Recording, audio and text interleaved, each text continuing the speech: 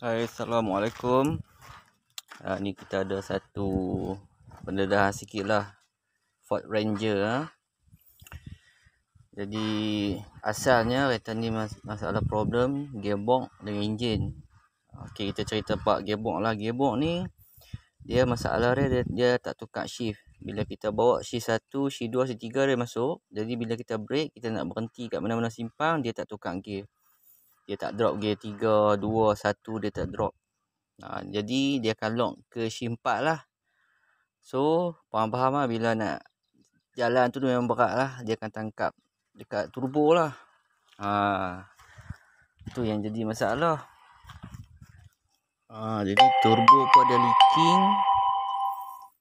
Sebab dia apa, kita tekan throttle nak pick up dia tak ada. Sebab jalan guna gear 4, turbo dia leaking lah.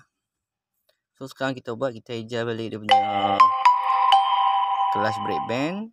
Kita adjust balik dia punya switch gear. Kita pump balik sikit ni. Sebab satu injector leaking. Dekat body dia leaking. Memang tak boleh buat apa, kena cabut keluar. Ataupun kita kena ganti sebiji lah. Baru dia tak semput apa. Enjin pun tak bunyi kasak. Tidak, enjin bunyi kasak. Bismillahirrahmanirrahim.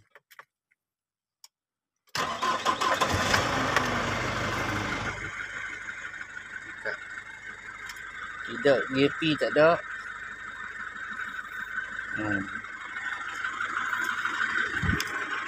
Enjin pun tengah sedap balik.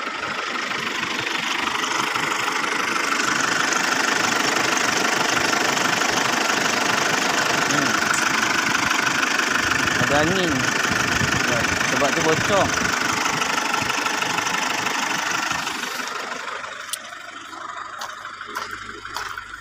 Aduh.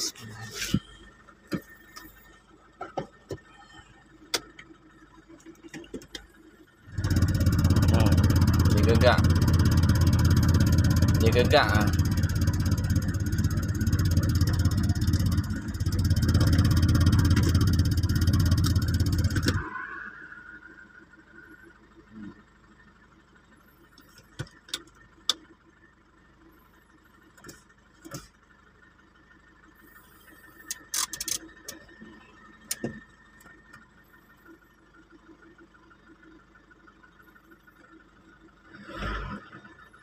Tadi tu bunyi belting lah, alternator.